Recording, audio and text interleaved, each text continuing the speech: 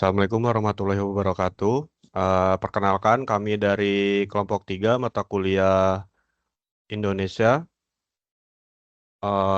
Di sini kami akan mempresentasikan tugas kelompok kedua berikut dengan judul Baku versus Gaul, Transformasi Bahasa Indonesia di Era Media Sosial.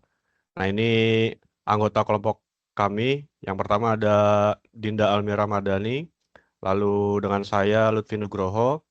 Selanjutnya ada Mbak Nurrahmi Hidayati, lalu ada Tulus Aditya Pratama, selanjutnya ada Yolanda Febrianti Hutapea. Next,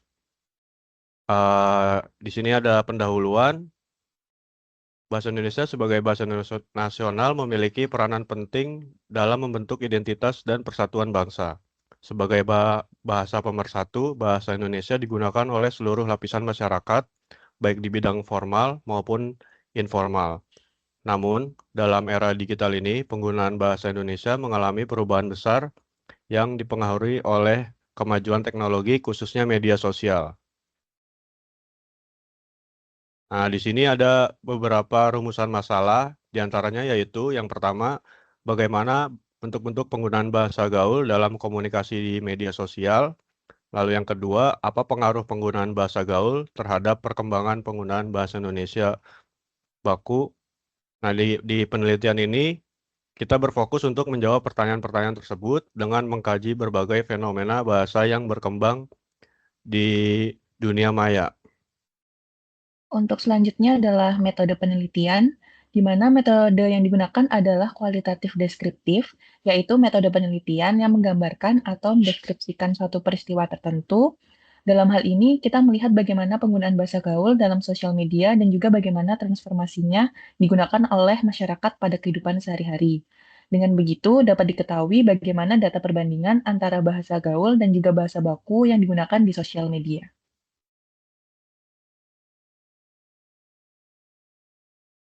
Oke, berdasarkan kategori bahasa gaul, kami memperoleh 3 kategori bahasa gaul yang sering digunakan di sosial media. Yang pertama ada singkatan atau akronim, yang kedua penggunaan bahasa asing, dan yang terakhir ada bentuk kreatif dan atau modifikasi kata. Oke, yang pertama, singkatan atau akronim merupakan bentuk pendek dari kata atau suatu frasa untuk mempermudah dan mempercepat komunikasi. Dan yang kedua ada penggunaan bahasa asing, di mana bahasa asing yang sering digunakan di sosial media yaitu bahasa Inggris.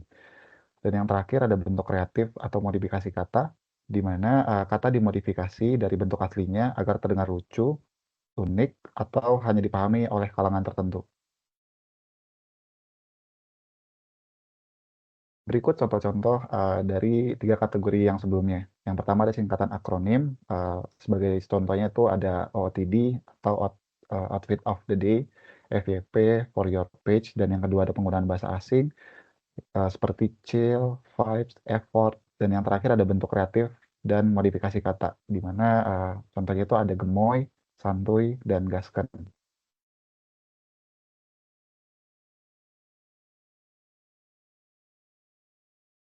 Oke, berdasarkan penelitian yang sudah dilakukan dari 100 sampel data yang kami ambil dari komentar sosial media, perbandingan frekuensi antara pengguna kata baku dan tidak baku, seperti yang dilihat dari tabel, di mana dari 100 sampel yang telah kami teliti, yang menggunakan bahasa baku atau kata-kata baku itu sebanyak 35%, dan 65%-nya tidak menggunakan bahasa baku.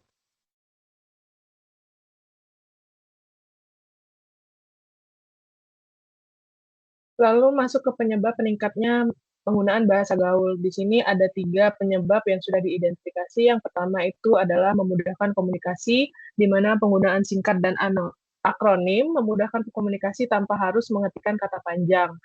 Di mana hal ini juga sesuai dengan kebutuhan dalam dunia digital yang mengutamakan. Lalu penyebab yang kedua yaitu mencerminkan identitas. Bahasa gaul kadangkali mencerminkan identitas dari suatu kelompok tertentu, sehingga dengan menggunakan bahasa gaul atau kata atau frasa tertentu, beberapa individu dapat menunjukkan afiliasi mereka dengan komunitas daring yang memiliki nilai dan pandangan serupa. Yang terakhir yaitu pengaruh medsos dan influencer, di mana influencer banyak menggunakan bahasa gaul di kontennya sehingga menjadi viral dan mempengaruhi penggemar dan pengguna lainnya.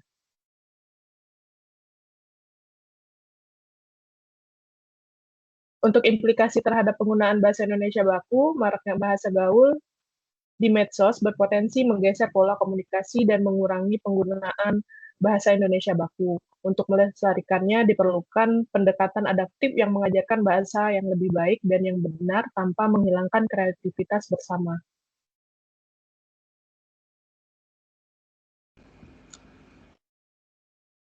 Ada dua hal yang dapat dilakukan untuk mengurangi dampak negatif penggunaan bahasa gaul. Yang pertama yaitu pemanfaatan platform digital untuk kampanye bahasa yang kreatif dan menarik. Lalu yang kedua itu ada integrasi pemahaman kebahasaan dalam pendidikan literasi digital, terutama di kalangan generasi muda yang aktif di medsos.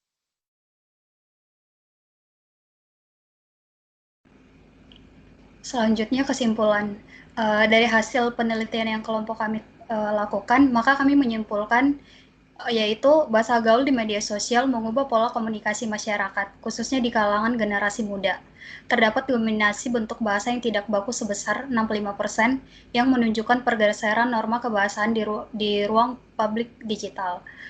Bahasa gaul kini menjadi alat ekspresi diri serta identitas sosial, terutama di platform-platform seperti Instagram, TikTok, serta Twitter.